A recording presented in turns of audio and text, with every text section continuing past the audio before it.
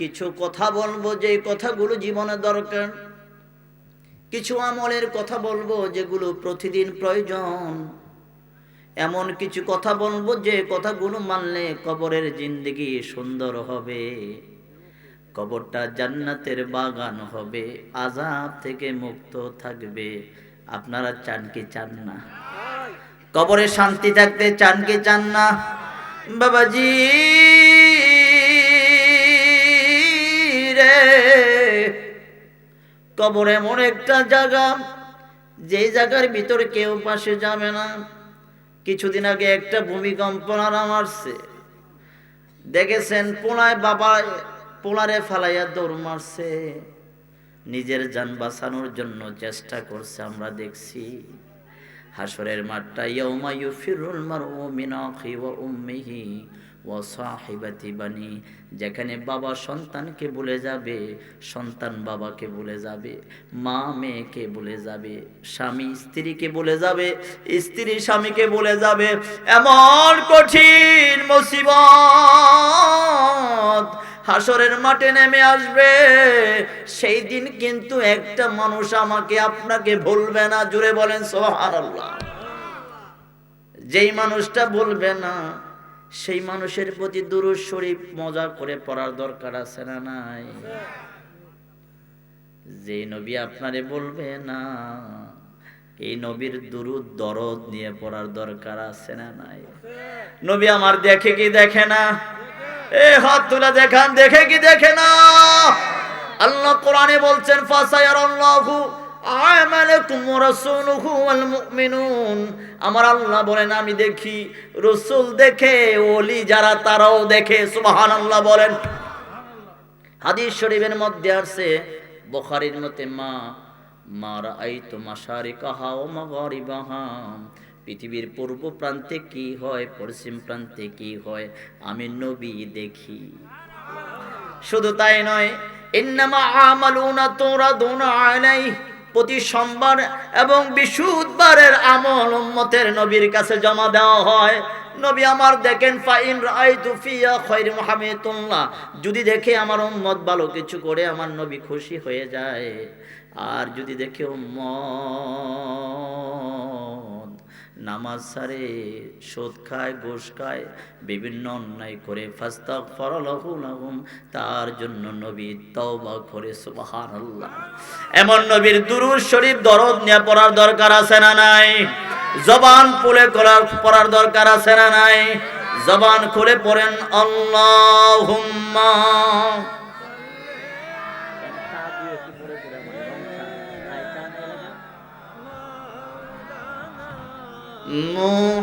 মুহাম্মাদ ওয়ালা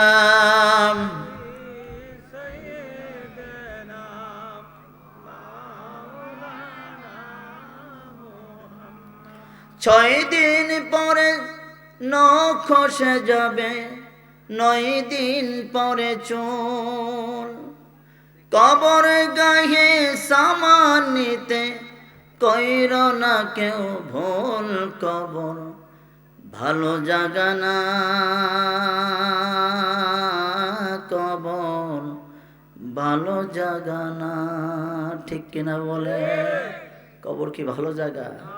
বাবা মা, রাসূল বলছেন, মুসনাদে আহমদ হাদিসে গ্রন্থে আছে, কেউ যদি আমার প্রতি দুরূদ শরীফ পড়ে, আগুন যেইভাবে পানি আগুনকে নিভিয়ে ফেলে, কোন উম্মত যদি দুনিয়ায় মহাব্বতে দুরূদ পড়ে, তার সমস্ত এই গুনাহগুলি দুরূদের দ্বারা মুছে দেওয়া হয়।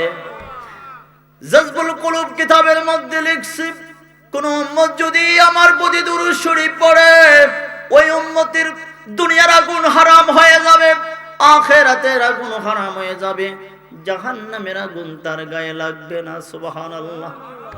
ছোট্ট করে একটা ওয়াকিয়া শোনায়া দেই বাবাজি। একটা লোক নৌকার উপরে বসে বসে দুরূদ পড়তেছে, নদীর এপার থেকে ওপার যাবে লোকটায়, কিন্তু নদীর বসে বসে নৌকার উপরে কি পড়ে? এই তো মনোযোগ দিবেন, কি পড়ে? দুরূদ পড়তেছে। দুরুদ পড়তেছে, এমনি ভাবে নদীর ভিতর থেকে একটা মাছ দুরুদের আওয়াজ শুনছে, সৈন্য নৌকার পিছনে দৌড় মারছে। সুবহানাল্লাহ।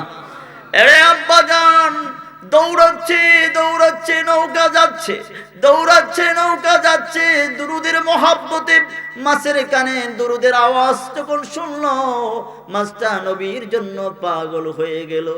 এমন ভাবে দৌড়ায়, নদীর কিনারে যখন গেলেন, লোকটা নদীর নৌকা থেকে নেমে গেলেন, মাছটা একেবারে কিনারে গিয়ে ছটপট ছটপট করতে লাগলেন।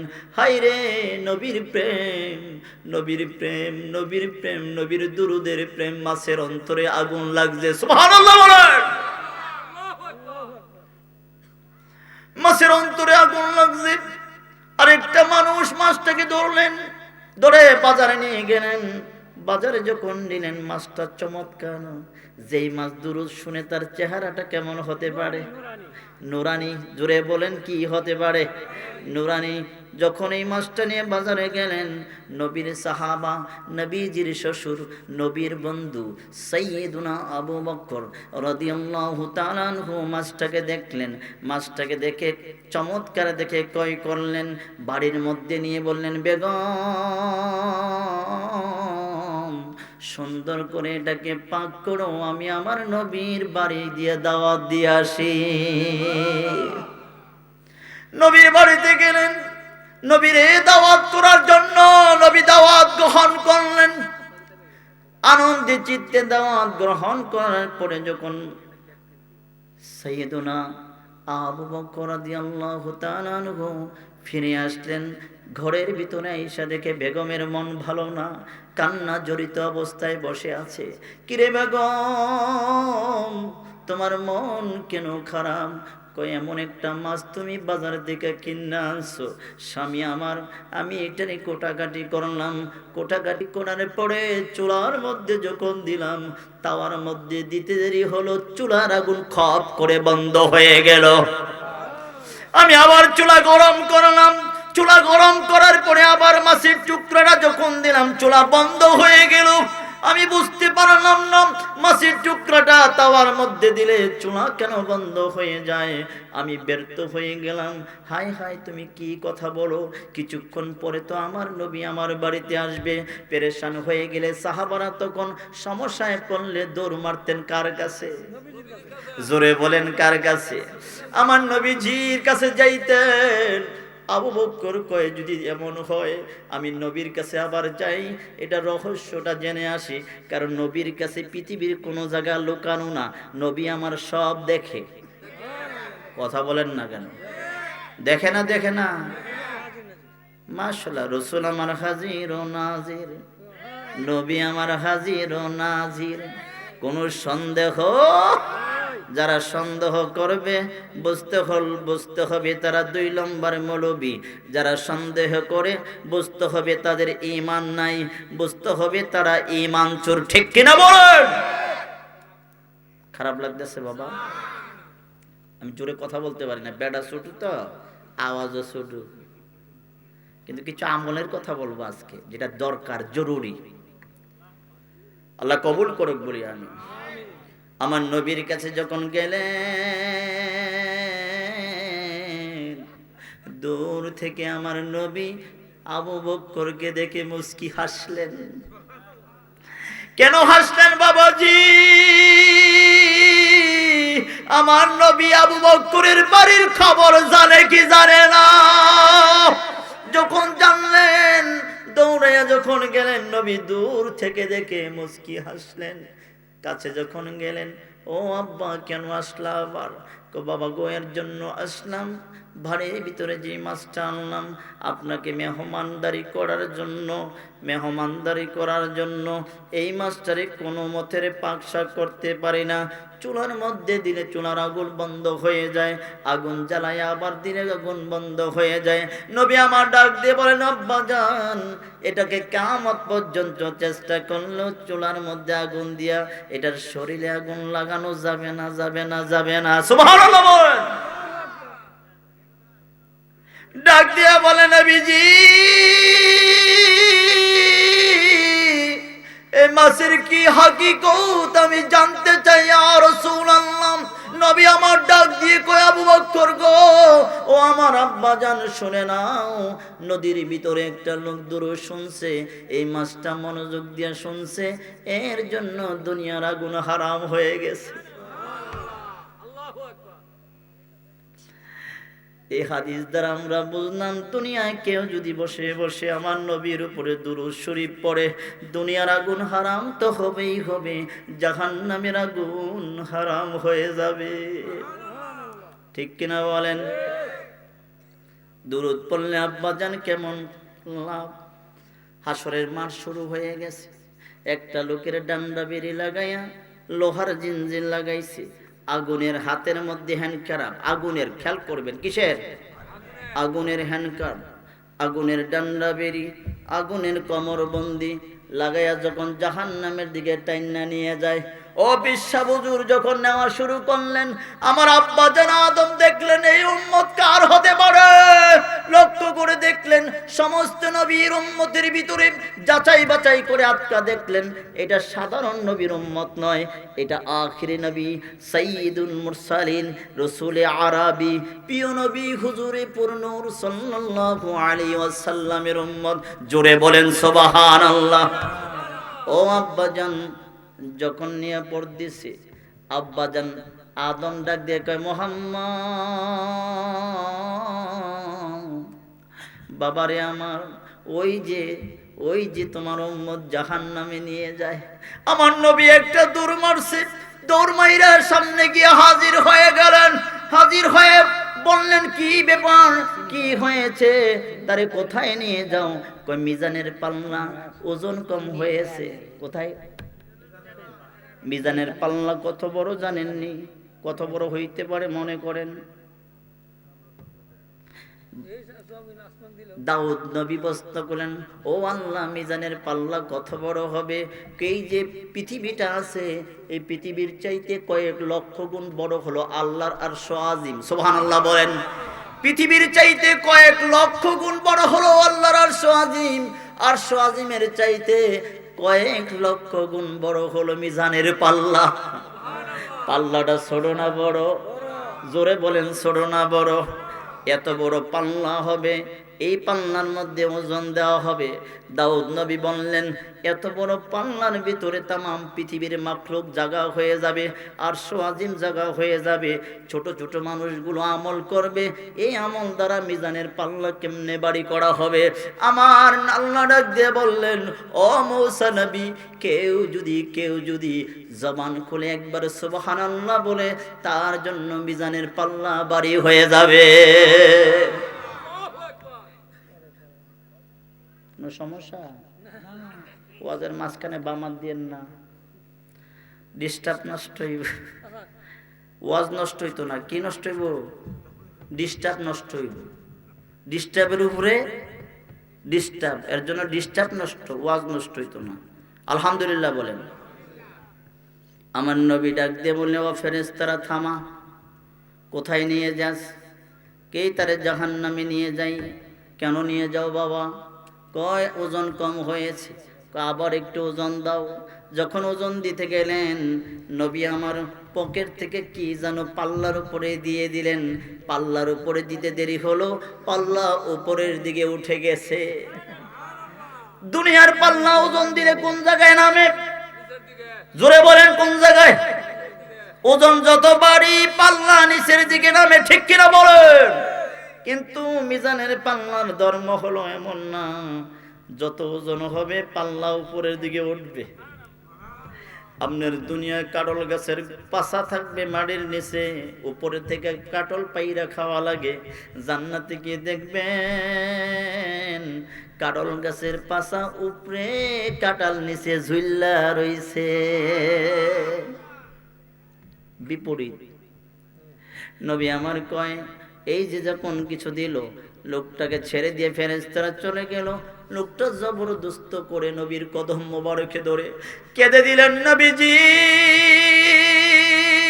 ইয়া রাসূলুল্লাহ, এমন কঠিন মুসিবতের মধ্যে আপনি আসলেন, কি দিলেন গো নবী? ও ও আব্বাজান পাথরিয়ার বাবারা, ও কিশোরগঞ্জের বাবারা শুনে নেন, নবী আমার ডাক দিয়ে কয়, পাথরিয়ায় বসে বসে আমার উপরে দুরূদ পড়ছিলা, আজকের বিপদের সময় দুরূদগুলা তোমার পাল্লায় ছেড়ে দিয়েছি, এর জন্য পাল্লি বাড়ি হয়ে গেছে। ভুইলা যাইও না নবী গো, ভুইলা যাইও না, রোজ হাসরে কঠিন দিনে, রোজ হাসরে কঠিন দিনে দূরে থেকো না, ভুইলা যাইও না নবী গো, ভুইলা যাইও না, জোরে ভুইলা যাইও না নবী গো, ভুইলা যাইও। রোজ হাসরে কঠিন দিনে, রোজ হাসরে কঠিন দিনে কেউ কারো না, দূরে থাইকো না নবী গো, দূরে থাইকো না। মারহাবা বলেন, দুরূদ পড়বেন নি? বলেন পড়বেন ইনশাআল্লাহ, বলেন বলেন ইনশাআল্লাহ। যদি না কন তাহলে পড়া। এক বুড়া বেড়ায় গরু কিনতে পথ দিছে, তা এক যুবক জিগায় বুড়ারে, কয় কই যান চাচা? গরু কিনতে। কই ইনশাআল্লাহ কন। আমি কি বাকি আর মুনা কি বেড়া, নগদ টাকা লয়ে পথ দিছি, ইনশাআল্লাহ কর কি দরকার। বাজারে গেছে, গরু দেখছে, গরু কিনছে, কেনার পরে গরুওয়ালা টাকা খুঁজছে না, হাত দিয়া দেখছে পকেট ফ্রি হয়ে গেছে গা, হাত ঢুকায় কয় ইনশাআল্লাহ টেয়া নাই। গরু নিবেন না? কয় ইনশাআল্লাহ মন ভালো না। কি হয়েছে? কয় ইনশাআল্লাহ চোরে মাইরা দিয়েছে। তাহলে কেমনে গরু নিবেন? কয় ইনশাআল্লাহ আগামী বাজারে আবার আসবো। বাড়ি যখন গেলেন, বউ কয় গরু কই? কয় ইনশাআল্লাহ পকেট মেরে নিয়ে গেছে টাকা। কই এটা একটা কাম হইল? কয় ইনশাআল্লাহ মন খারাপ কইরো না, গরু আবার ইনশাআল্লাহ আনমু। খুয়াইয়া খালি ইনশাআল্লাহ কয়, এর আগে ইনশাআল্লাহ বার হয় না। দুরূদ শরীফ পড়বেন তো? বলেন ইনশাআল্লাহ। একটু জিকির করেন, আল্লাহ আল্লাহ, মহব্বতে আল্লাহ আল্লাহ আল্লাহ।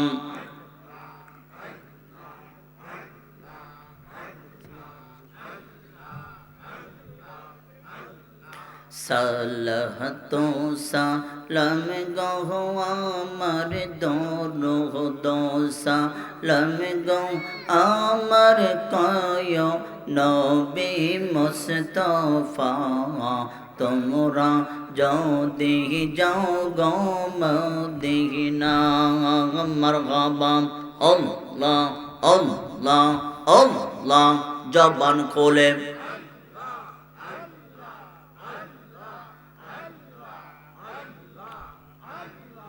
সালাতো সালাম গো আমার দরুদ সালাম গো আমার কয় নবী মুস্তাফা, তোমরা যদি যাও গো মদিনা। মাশাআল্লাহ আল্লাহ।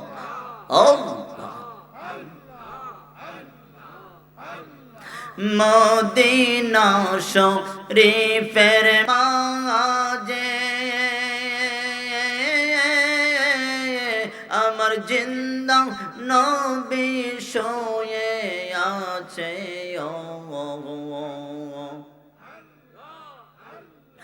যেই দেখাছে দুই নয়নে, যেই দেখাছে দুই নয়নে, জাহান্নামে যাবে না। তোমরা যদি যাও গো মদিনা। মাশাআল্লাহ আল্লাহ।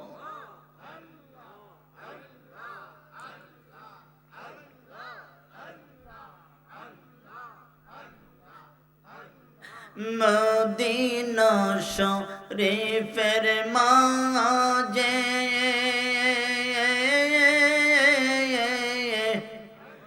একটা জান্নাতের বাগান আছে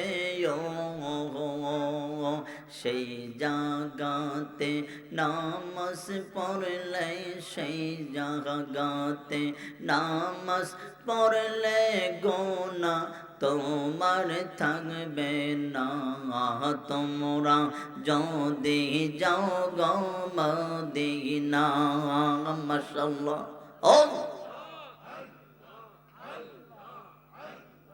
সালাতু সালাম গো আমার দরুদ সালাম গো আমার কয় নবী মুস্তাফা তোমরা যদি যাও গো মদিনা মাশাআল্লাহ আল্লাহ আল্লাহ আল্লাহ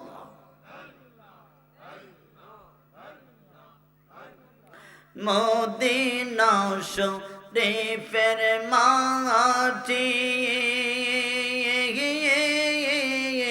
আমি চোখে দিব সুরমা মাখিও যাবে চোখের পর্দা খুলে যাবে চোখের পর্দা খুলে জাহান নামে যাবানা তোমরা যদি যাও গো মদিনা মাশাআল্লাহ সালাতু সালাম গো আমার দরুদ সালাম গো আমার কয় নবী মুস্তাফা তোমরা যদি যাও গো মদিনা মারহাবা আব্বা জান আমার বেশি বেশি করে জিকির করবেন বেশি বেশি করে কালিমার জিকির করবেন লা ইলাহা জোরে বলেন লা ইলাহা মরা লাগবে কি লাগবে না জোরে আওয়াজ করেন মরা লাগবে কি লাগবে না কবরে কিছু নিয়ে যাওয়ার দরকার আছে না নাই কালিমা বেশি বেশি পড়বেন আমার রাসূল বললেন যে ব্যক্তি কালিমা পড়বে তার অন্তর জিন্দা হয়ে যাবে তার অন্তরের গুনাহ মাফ হয়ে যাবে কালবের ভিতরে নূর পয়দা হবে মরার সময় ঈমান নসিব হয়ে যাবে কালিমা যদি মহব্বতে পড়া হয় যত বড় গুনাহগার হয় আমার নবী বলেন যত বড় গুনাহগার হয় কালিমা যদি মন থেকে পড়া হয় তার পিছনের জিন্দেগীর গুনাহ আল্লাহ মাফ করে দেন হুজুর যখন এই কথা বললেন হুজুরের সাহাবা দাহিয়াতুল কালব চোখের পানি ছেড়ে দিয়ে নবীর কদমে হাজির হয়ে গেলেন নবীজি এই যে কথা বললেন গুনাহ মাফ হয়ে যাবে আমার জীবনে এমন একটা গুনাহ করেছি গো নবী মনে হয় কালিমা ওই গুনাহ মাফ হতে পারে না কালিমায় মনে এই গুনাহ মাফ হবে না নবী আমার ডাক দিয়ে বলে দাহিয়া কন কি গুনাহ করেছো রে তুমি যেই গুনাহ কালিমার কারণেও মাফ হবে না কয় না না না ইয়া রাসূলুল্লাহ আমি এত বড় গুনাহ করেছি যেই গুনার খবর আল্লাহ ছাড়া কেউ জানে না নবী আমার ডাক দিয়া বলেন দাহিয়া কল তুমি কি গুনাহ করেছো আমারে জানাও দেখি যে গুনাহ কালিমায় ক্ষমা হবে না কয় না না ইয়া রাসূলুল্লাহ তাহলে আমারে বলো কই ইয়া রাসূলুল্লাহ আমি ব্যবসার মধ্যে যাব আমার স্ত্রীর গর্ভের মধ্যে সন্তান হয়েছে আমি বলছি যদি ছেলে হয় যত্ন করে তারে মানুষ করবা আর যদি মেয়ে হয় তারে কবর দিয়ে দিবা জিন্দা মাটি দিয়ে দিবা আমি ব্যবসা থেকে অনেক বছর পরে আসলাম আইসা দেখি আমার ঘরের ভিতরে একটা ফুটফুটে সুন্দর কন্যা সন্তান হয়েছে আমি ঘরের ভিতরে আইসা জিজ্ঞাসা করলাম বেগম আমার সন্তানের খবর কি কয় তোমার একটা কন্যা সন্তান হয়েছে তারে কি মাটি চাপা দিয়েছো কয় না আমি মা গর্ভে ধারণ করেছি, মা হয়ে সন্তানকে মাটি চাপা দাও আমার দ্বারাতে সম্ভব হবে না। স্বামীরে,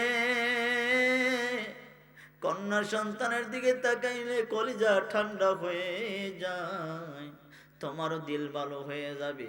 এই যে তোমার সন্তান যখন দেখাইলো, দৌড়াইয়া আব্বা আব্বা কইয়া ইয়া গলায় জড়াইয়া ধরল, কিন্তু দাহিয়া কাল এত কঠিন হৃদয়ের মানুষ ধমক দিয়ে সরাইয়া দিছে।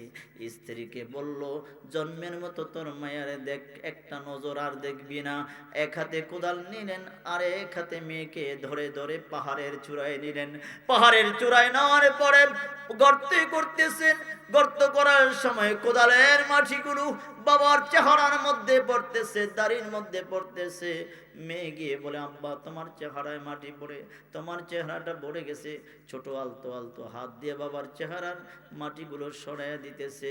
ডাক দিয়ে বলে, নবীজি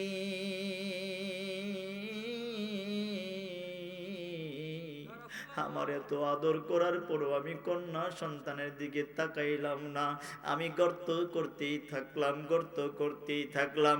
একটা পর্যায়ে যখন গর্ত হয়ে গেল, আমি ধাক্কা মেরে কন্যা সন্তানকে আমি গর্তের ভিতরে ফেলে দিলাম। আমার মেয়েটা চিৎকার দিয়ে উঠলো, বাবা গো, ও আমার আব্বা, তুমি কেন আমার এমন আচরণ করলে আমার সাথে? আমি তোমার একটা নজর দেখার জন্য এতদিন অপেক্ষায় ছিলাম। বাবা বাবা বলে ডাকবো তোমারে আমি অপেক্ষায় ছিলাম। বাবারে,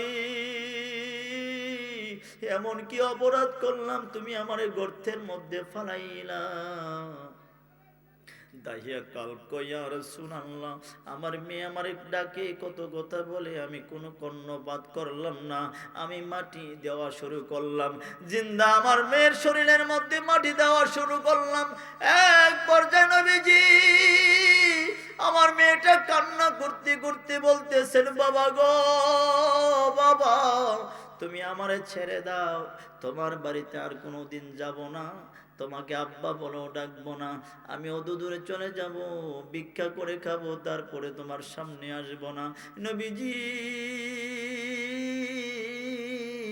আমি মানলাম না, মানলাম না। একটা পাথর এনে আমার মেয়েটার মাথার মধ্যে মারলাম, এমন জোরে মারলাম মেয়েটা বাবা বলে চিৎকার করে জমিনে লুইঠা পইরা গেছে গা। জমিনে যখন পড়ছে নবী গো, আমি এমন কাতরাইতেছে আমার মেয়েটা, এমন শরীরের মধ্যে পাথর দ্বারা আমি মারতে শুরু করলাম। আমি মাটি দিয়ে চাপা মাটি দিয়ে বাড়ির মধ্যে চলে আসলাম। আমি এত বছর হয়ে গেল রাত্রে ঘুমাইনি, আমার মেয়ের কান্নার আওয়াজ আমার কানের মধ্যে বাজে, বাবা বাবার ডাক শোনা যায়। নবী কথা শোনার পরে নবী কানতে কানতে দাড়ি মোবারক গুলা ভিজে ফেলাইছে। নবী ডাক দিয়া গো, দাহিয়া কান, তুমি বড় অন্যায় করেছ রে, কন্যার প্রতি বড় জুলুম করেছ। তুমি বোঝো নাই, যেই দিন তুমি কালিমা পড়েছ, এত বড় জুলুমের গুনাহ আল্লাহ তোমার জীবন থেকে মাফ কইরা দিছে। তাহলে কালিমার জিকির দরকার আছে নাই? করবেন তো ইনশাআল্লাহ? কোন সময় করবেন? সারাক্ষণ করবেন। কারণ কালিমার জিকির করতে ওযু লাগে না। কি লাগে না? হামেশা পড়বেন লা ইলাহা ইল্লাল্লাহ, লা ইলাহা। যেটা পড়বেন সব সময়, ঘুমানোর সময় কিন্তু মানুষে কয় এরকম। আমি মৌলভীবাজার গেছিলাম এক মাহফিলে। কোথায়? ওয়াজের পরে এক ছেলের সাথে আমার থাকতে দিছে। আমার যখন থাকতে দিছে, তো ছেলেটা কতক্ষণ পরে কইতেছে, রাতের গভীর হয়ে গেছে তো, নয়নপুর নয়নপুর নয়নপুর খালি জিকির করতে থাকে। তা আমি আবার ছেলের ধাক্কা দিলাম, কি কয় না কয়, নয়নপুর নয়নপুর। হ্যাঁ, ফজর হয়ে গেল। তো আমি আবার জিজ্ঞাসা করলাম, বাবা রে, সারা রাত তোমার জিকিরে আমি ঘুমাইতে পারি নাই। হুজুর আমি আবার জিকিরও করি নাকি? নামাজে পড়ি না, জিকির করলাম কোন সময় হুজুর? আমি বললাম, তুমি দেখলাম নয়নপুর নয়নপুর কও। তো হুজুর আমারে মাফ করবেন, আমি একটা বাসের কন্ট্রাক্টর, সারাদিন নয়নপুরের যাত্রীর জন্য মানুষকে ডাকে উঠেন, নয়নপুর নয়নপুর। আমি বললাম বাবা তুমি যেটা দিনে জপো এটা গভীর রাতে তুমি ঘুমাইলো তোমার কাল ঘুমায় নাই। আমি তখন থেকে শিক্ষা হয়ে গেল আমার, যেই ছেলে সারাদিন যেইটা যাবে ঘুমের ঘরেও সেইটা যাবে, ঠিক কিনা বলেন? আমার এটা শিক্ষা হয়ে গেল বাবা। আমার শিক্ষা থেকে আপনাদেরকে জানাচ্ছি, কে যদি দিনের বেলায় জিকির হামেশা করতেই থাকে, আপনি ঘুমাবেন, আপনার কাল ঘুমাবে না, আপনার জবান ঘুমাবে না, আপনার আওয়াজ ঘুমাবে না, লা ইলাহা ইল্লাল্লাহ জিকির করতেই থাকবেন। আমার নবী বললেন কালিমার জিকির যার জবানে জারি থাকবে রে, এই লোক কখনো বেঈমান হয়ে মরবে না, মরার সময় ঈমান নিয়ে মরবে। দেখুন সুবহানাল্লাহ। কালিমার জিকির করবেন তো? আল্লাহ আমাদেরকে বুঝদান করুক বলে আমিন। দুইটা আমলের কথা বলছি, কিসের? দুরুদ এবং কালিমার। আসুন এখন আমি আমার আলোচনার মধ্যে যাব, ছোট্ট করে আলোচনাগুলো শেষ করবো ইনশাআল্লাহ। আমি কোরআন কারিমা থেকে ছোট্ট একটা আয়াতে কারিমা তেলাওয়াত করেছি। আল্লাহ বলছেন, যদি আমাকে মহাব্বত করতে চাও তাহলে আমার রসুলকে মহাব্বত করো। সুবহানাল্লাহ বলেন। আর আমার রসুলকে যদি মহাব্বত করা হয় তাহলে আপনার জীবনের সব গুনাহ মাফ করে দেব। নবী হলো কি? ঈমান। নবী কি? জোরে বলেন। নবীজি ঈমান, শোনো তাহার শান, যার প্রেমে দিওয়ানা হলো আল্লাহ সুবহান। নবীজি ঈমান, শোনো তাহার শান। রাস্তা দিয়ে চলতেন যখন নবী দুজাহান, মেঘমালায় এসে পড়ে ছায়া করত দান। নবীজি ঈমান, শোনো তাহার শান। নবী আমার কেমন ছিলেন? নবীরে গাছেও চিনছে, জোরে বলেন। নবীরে মাছেও চিনছে, নবীরে পাথরেও চিনছে, নবীরে পাহাড়েও চিনছে। এক ইহুদি আইসা বলতেছে, ইয়া রাসূলুল্লাহ আপনি বলে নবী? কহা, আল্লাহ আমারে নবী বানায়া পাঠাইছে। আপনি যে নবী হলেন এটার একটা প্রমাণ আমারে দেন। নবী আমার ডাক দিয়ে বললেন, যুবক, মরুভূমির মাঝখানে তোমার কি আমি প্রমাণ দিতে পারি? কয়েকটা প্রমাণ দেন। রসুল বললেন, ওই যে অত দূরে একটা গাছ দাঁড়িয়ে আছে, বলবা গাছটারে বলছি আমি আসার জন্য, তুমি যাও আমার কথা বলবা। ইহুদি কইটা একটা কথা বললেন, গাছের তো পা নাই, গাছের কান নাই, চলার মতো শক্তিও নাই, এমন একটা বোকামির মতো কথা বললেন। নবী আমার বললেন, যাও আমার কথা বলবা, যাও। গেছে গিয়ে বললে, কো গাছ রে, আব্দুল্লাহর বেটা যাওয়ার জন্য তোমারে বলছে, তুমি যাইবানি, তোমার তো কান নাই, হাত নাই, পাও নাই।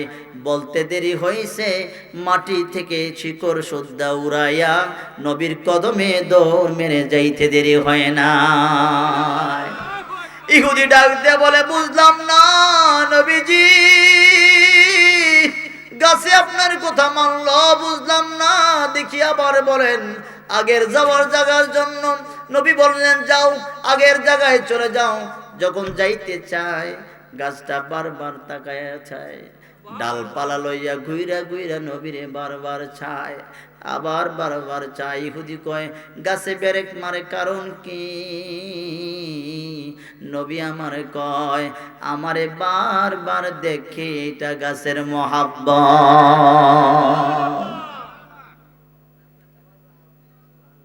বাবাজিরা আমার রে, গাছ নবীরে, নবী গাছে চিনছে, গাছেও নবীরে চিনছে। আমরা মানুষ কিন্তু নবী, জোরে বলেন, আমরা মানুষ নবী চিনি। সাহাবা আজমাইনরা নবীরে চিনছে, সাহাবা আজমাইনরা নবীরে চিনছে বিদায় নবীর প্রতি কদর বাড়ছে। এর জন্য রাদিয়াল্লাহু তাআলা আনহু ওয়া রাদওয়ান, আল্লাহ কয় তাদের প্রতি আমি খুশি। এর জন্য খুশি কারণ তারা আমার কথা শুনছে, আমার নবীর কথা শুনছে। সুবহানাল্লাহ বলতেন না? এই আলোচনার পরে ফজরের জামাত পড়া হয়। এই আব্বা, এই বেটা,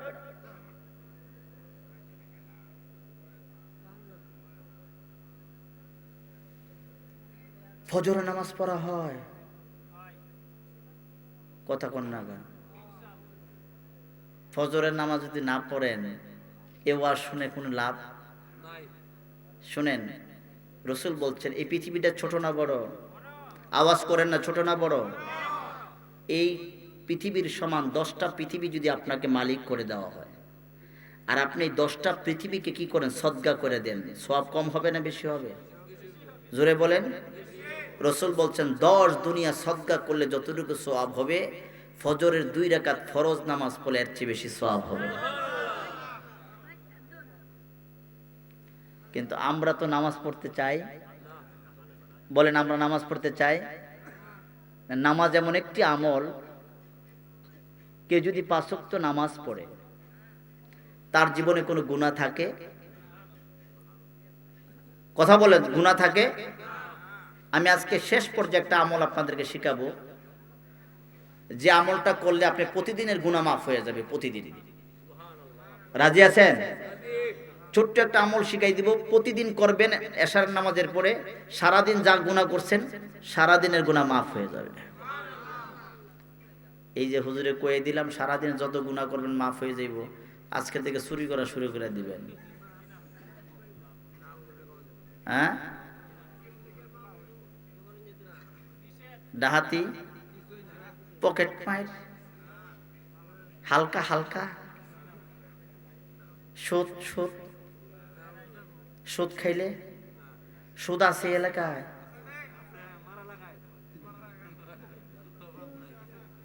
সুদের অভাব নাই। ইন্না লিল্লাহি ওয়া ইন্না ইলাইহি রাজিউন। সুদ আছে। আচ্ছা আব্বাজান, সুদ খেয়ে যদি কেউ ইবাদত করে তার ইবাদত হবে?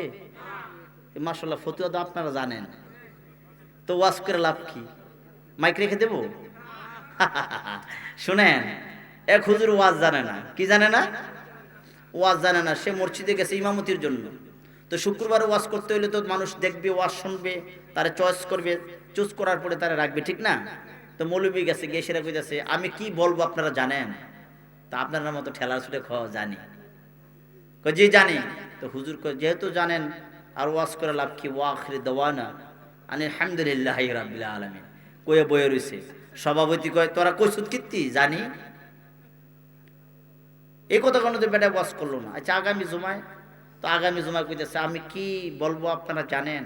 তো পোলা বেনে হ কইয়া যে বিপদে পড়ছিলাম আর কমু জানি? তো সবাই বলতেছে যে না জানি না।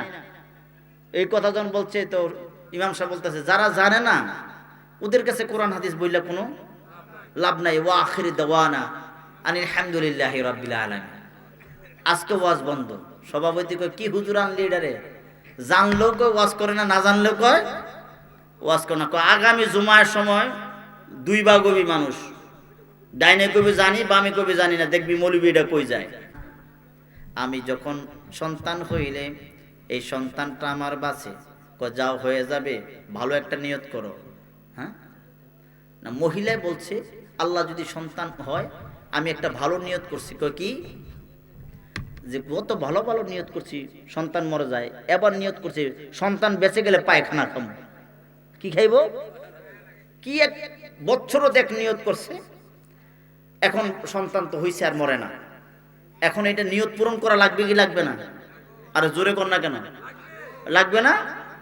তো মহিলা পায়খানার কাছে গিয়ে আঙ্গুল দিতে মনে চায়, কোন এটা বালা জিনিস নাকি? ব্যর্থ হয়ে গেছে, পারে নাই। হুজুরের কাছে আবার গেলেন, হুজুর আপনি বলছিলেন আমি নিয়ত করেছি যে পায়খানা খাবো সন্তান বেঁচে গেলে, আমি তো খাবারের মতো রুচি আমার নাই। জুনায়েদ বাগদাদি ডাক দিয়ে বলেন আম্মা জান, তোমার বাড়ির পাশে সুদকুর আছে নাকি? কই ডাইনে আছে, বামে আছে, পিছনে আছে, সামনে আছে। তাহলে একটা সুদকুরের বাসায় গিয়ে নিজ ইচ্ছায় গিয়ে বলবেন আমার এক বেলা খাবার খাওয়াও। আহারে এক বেলা খাবার খাইবা কিন্তু হাত কিন্তু ধুইবা না, একটা কাপড়ের মধ্যে হাতটা মুইসা ঘরের ভিতরে রাখবা। ঘরের ভিতরে রাখছে, সন্ধ্যার পরে ঘরে থাকা যায় না পায়খানার গন্ধে। কিসের গন্ধে? জোরে বলেন। পায়খানার গন্ধে থাকা যায় না। মহিলা কয় ঘরের ভিতরে কে কাম করছে, আবার পায়খানার গন্ধে থাকা যায় না। খুঁজা খুঁজা গেছে, দেখে পায়খানা পায় না। ওই গাছ, ওই যে কাপড়ের কাছে গিয়া দেখে দুর্গন্ধ। এটারে ডিজিটাল ভাবে এইভাবে ধরছে আঙ্গুল দিয়ে, দেখে দুর্গন্ধ। কিসের গন্ধ? আতরের নাকি? জোরে কোন কিসে? পায়খানার গন্ধ।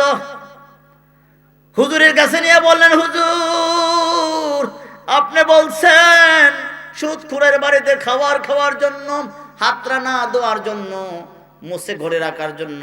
ঘরে রাখলাম, থাকা যায় না। এই যে পায়খানার গন্ধ। জুনায়েদ বাগদাদি কয়, মা গো মা, তুমি মনে করেছো সুদখোররা খাবার খায়, কিন্তু সুদখোররা খাবার খায় না, মূলত পায়খানা খায়। কি খায়? কেন সুদখোর আসেনি? এই আপনি চাইয়েন না এবার ভাই, চাইলে মাইন্ড করবো, এখন সাউন্ড যেত না। যে খায় আল্লাহ তার হেদায়েত দেখ বলে আমি। যে সুদ খায় সে ৭০টা গুনাহ করে। কয়টা? ১ নম্বর হলো মায়ের সাথে জিনা করা, আল্লাহর সাথে যুদ্ধ করা। আল্লাহর সাথে যুদ্ধ করে কে পারবে? আর মায়ের সাথে জিনা করা যাবে? তাম পৃথিবীটা লেখে যদি বলা হয় আপনাকে বাংলাদেশের রাষ্ট্রপতি বানাই দেওয়া হবে, আজকে আপনার মায়ের সাথে জিনা করেন, নাউজুবিল্লাহ বলতেন না? এটা কি সম্ভব হবে? এইটা পারতেন না। আবার সুদ খান। 4 আনা সুদ খাইলে মায়ের সাথে 40 বার জিনা করার গুনাহ আপনার আমলনামা লেখা হয়। এরকম ইন্টারন্যাশনাল খাড়াস আছে না? এই সুদখোর আছে না? এগুলা জমিনের মধ্যে কীট, নর্দমা। এগুলা পায়খানার কীট, পায়খানা খায়। আর এগুলা মানুষের স্রোতে কি খায়? পায়খানা খায়। আল্লাহ এদেরকে মানুষ বলে নাই, কোরআনে বলছে। কারণ কোরআন আল্লাহ বলছেন, লাকাদ কুলুবুল্লাহ ইয়াফকাহুনা বিহা ওয়া লাহুম আযানুল্লাহ ইয়াসমাউনা বিহা ওয়া লাহুম আয়ুনুল্লাহ ইউবসিরুনা বিহা ওয়া লাহুম আযানুল্লাহ ইয়াসমাউনা বিহা উলাইকা কাল আনআম বাল হুম আদাল। এদের কান আছে, চোখ আছে, সব আছে, হৃদয় আছে, বোঝার মতো ক্ষমতা নাই। তারা মানুষ না, জানোয়ার।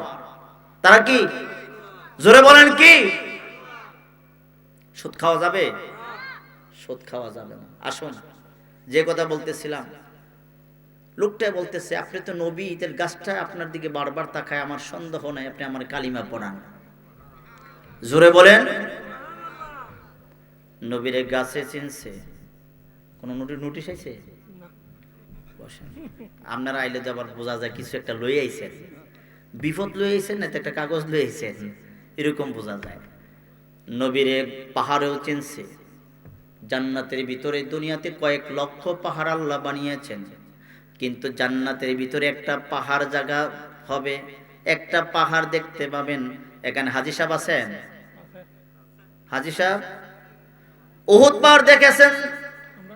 যে ব্যক্তি উহুদ পাহাড় দেখেছেন, ও আব্বা জান, সে জান্নাতের ভিতরে গেলে এই উহুদ পাহাড়কে দেখতে পাবেন। এই জান্নাতের ভিতরে পাহাড়ের জায়গা হয়ে যাবে। কেন হয়ে যাবে? এই পাহাড় নবীর জন্য কাঁদছে, নবীর প্রতি ভালোবাসা দেখাইছে। নবী অন্য রাস্তা দিয়ে যাইতেছে, আল্লাহর কাছে ডাক দিয়ে, আল্লাহ তোমার নবীরে কও আমার উপর দিয়ে যাওয়ার জন্য, নবীরে একটা নজর দেখতে চাই। পাহাড় দরখাস্ত করেন আল্লাহর কাছে।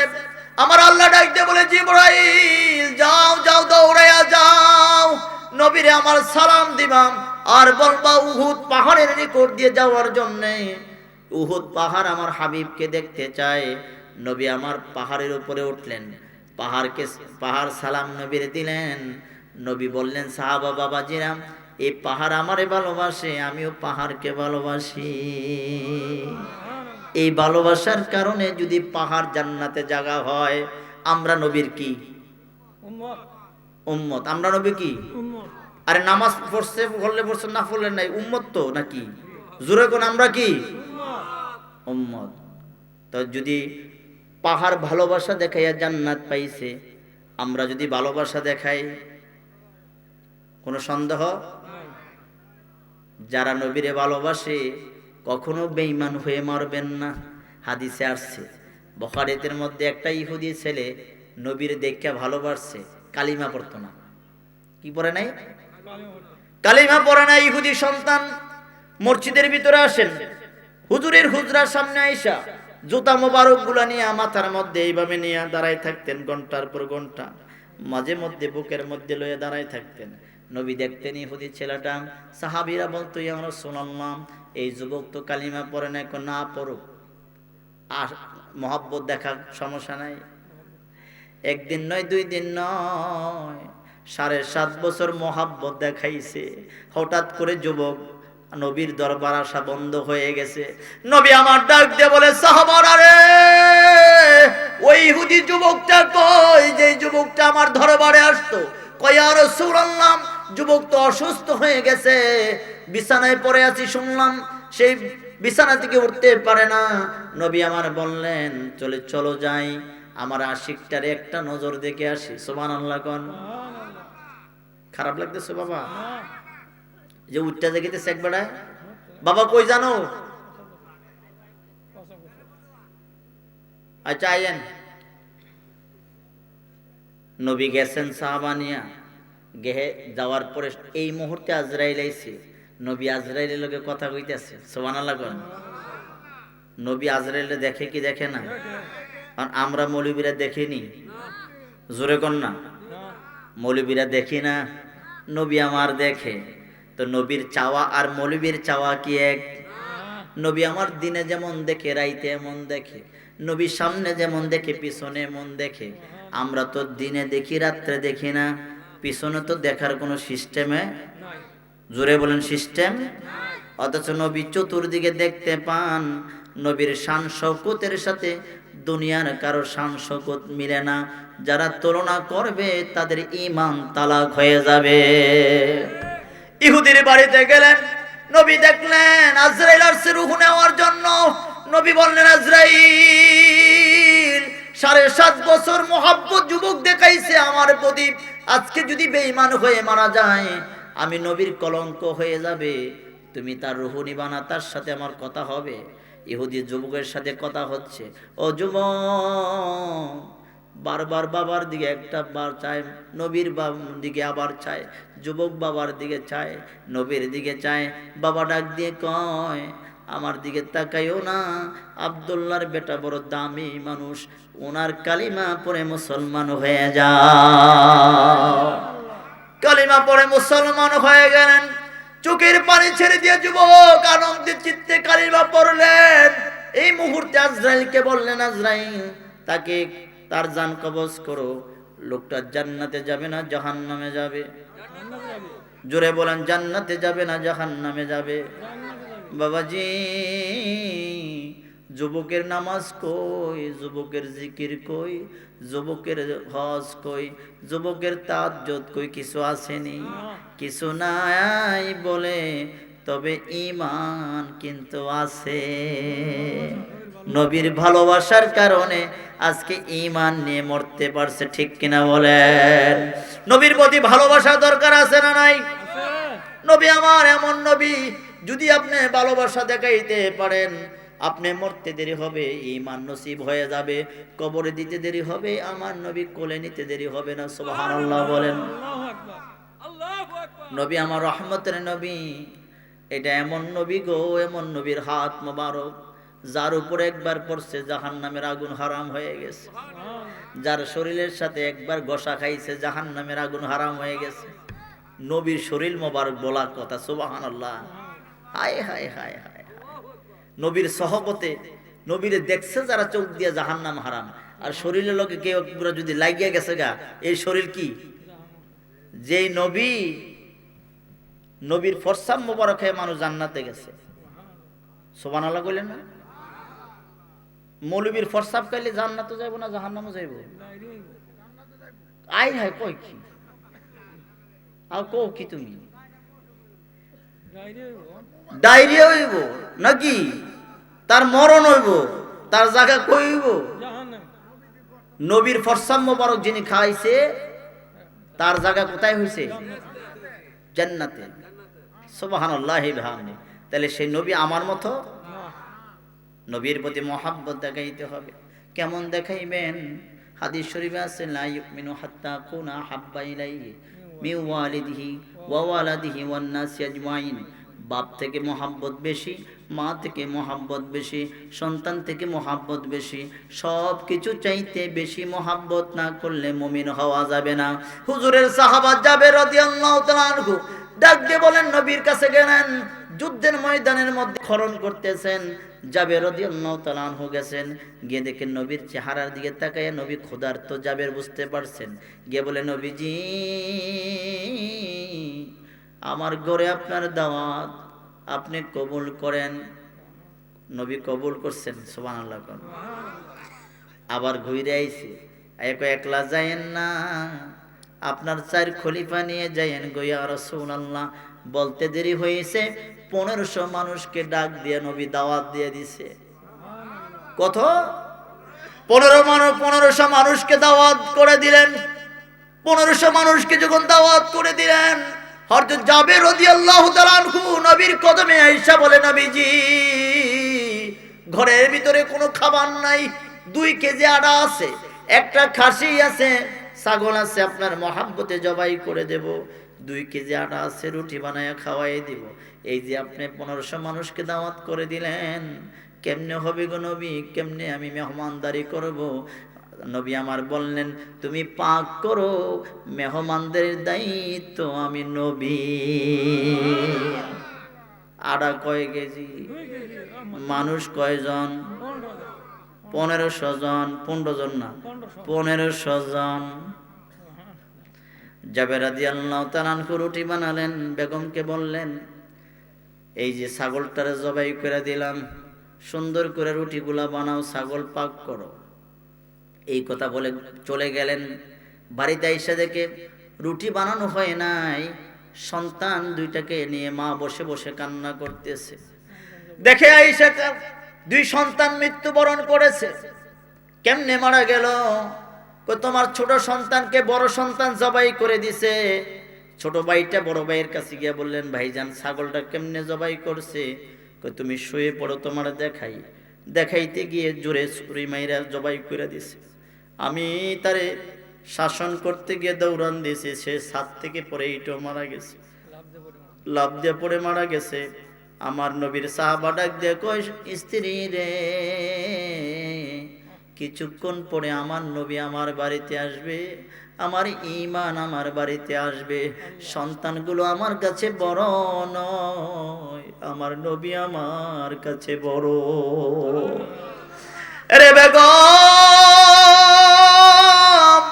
সন্তানগুলোর ঘরের ভিতরে চোখের নিচে পেঁয়াজ দিয়ে রাইখা আসো, ঘরের ভিতরে রাইখা আসো। আমার নবীর জন্য খাবার দাবার পাক করো, আমার নবী আসবে।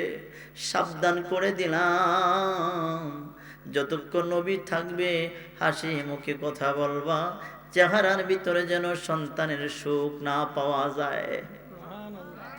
নবী আমার আসলেন, খাবার দাবার স্টার্ট করার আগে থুতু মোবারক দিলেন। নবীর থুতু মোবারক, নবীর হাত মোবারক কেমন!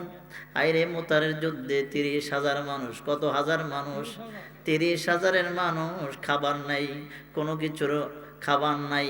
নবী ডাক দিয়ে কয়, সাহাবারা কারো কাছে কোনো খাবার আছে কিনা? এক সাহাবী বললেন, ইয়া রাসূলুল্লাহ আমার কাছে 21টা খেজুর আছে। কয়টা খেজুর? মানুষ কয়জন? এই তো মানুষ কয়জন?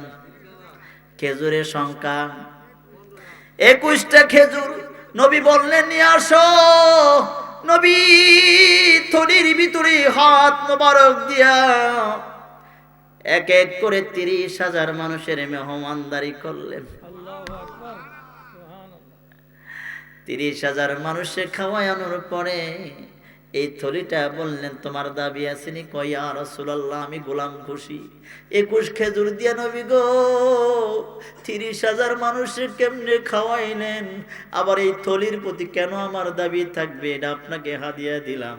নবী আমার কয়, আবু হুরায়রা নাও নাও, এই থলিটা তোমারে আমি হাদিয়া দিলাম, তুমি মাঝে মধ্যে এটার থেকে দান করবা, পরিবার পরিজন নিয়ে খাইবা। আবু হুরায়রা বর্ণনা করেন, ও দুনিয়ার মানুষ, আমি থলি থেকে 26 বছর খেজুর খাইছি।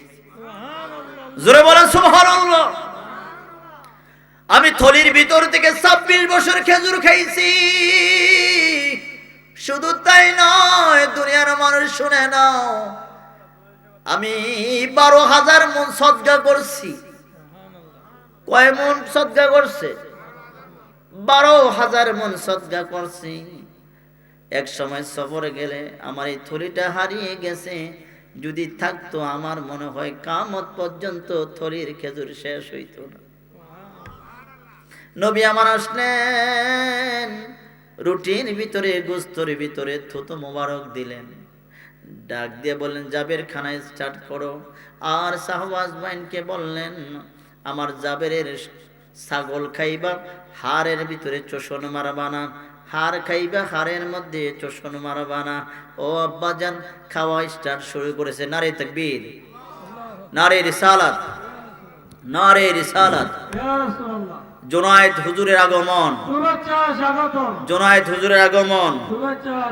নারে তাকবীর, নারে রিসালাত। মাশাআল্লাহ। আসেন, আমি কথাটা শেষ করে দিচ্ছি।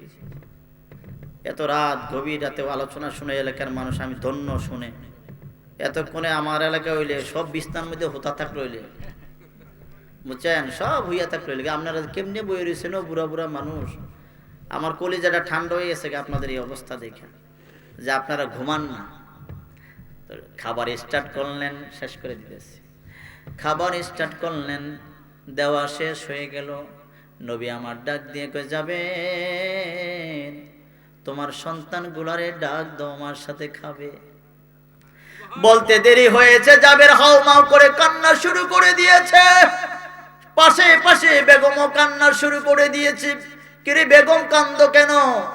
কান্দো কেন? জাবের তুমি কান্দো কেন রে বাবা? কেন জন্য কান্দে ইয়া রাসূলুল্লাহ? আপনি আসার আগে আমার 2টা সন্তান বিদায় হয়ে গেছে। আমি কোরআনে প্রথমে বলেছিলাম ফাসায়ারাল্লাহু আমালাকুম ওয়া রাসূলুহু। আল্লাহ দেখেন, রাসূল দেখেন, আল্লাহ দেখেন, রাসূল দেখেন। ওয়াল মুমিনুন, মুমিন যারা, ওলি যারা, তারাও দেখেন। জাবেরের ঘরের নিচের খবর আমার নবী জানে কি জানে না? দেখে কি দেখে না? ডাক দিয়ে বলেন যাবে, সন্তানগুলোরে ডাক দাও, আমি নবী বলছি আসার জন্য। আমার নবীর সালাম দাও। দিতে দেরি হয়েছে, মরা 2টা সন্তান জিন্দা হয়ে নবীর কদমে আইসা হাজির হয়ে গেছে। শুধু তাই নয়, ওই যে ছাগলগুলা খাওয়ার পরে হাড়হাড্ডি গুলাকে একসাথে আনার জন্য বললেন। নবী আমার শাহাদত দ্বারা, আঙ্গুল দ্বারা ইশারা করার পরে ছাগলকে যখন ইশারা করলেন, ছাগল কিছুক্ষণের ভিতরে জোড়া লাগিয়ে গেছে গা, হাড় গুলাম কিছুক্ষণের ভিতরে চামড়া গজাই গেছে গা। একটু পরে ছাগল ডাক দিয়ে খাড়াই গেছে গা। জোরে সুবহানাল্লাহ বলেন। আপনার আঙ্গুলের ইশারাতে আকাশের চাঁদ খণ্ড হয়, আপনার আঙ্গুলের ইশারায় মরা মানুষ জিন্দা হয়। আল্লাহুম্মা সাল্লি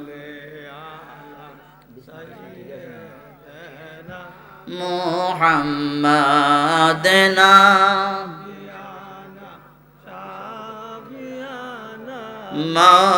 মাওলানা মুহাম্মাদিনা বিয়া।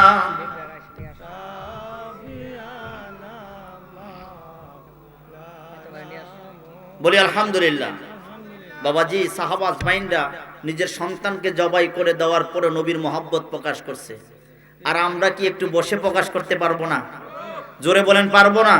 এমনও তো হতে পারে আজকের বসাটা আমার জন্য, আপনার জন্য শেষ বসা, ঠিক কিনা বলেন?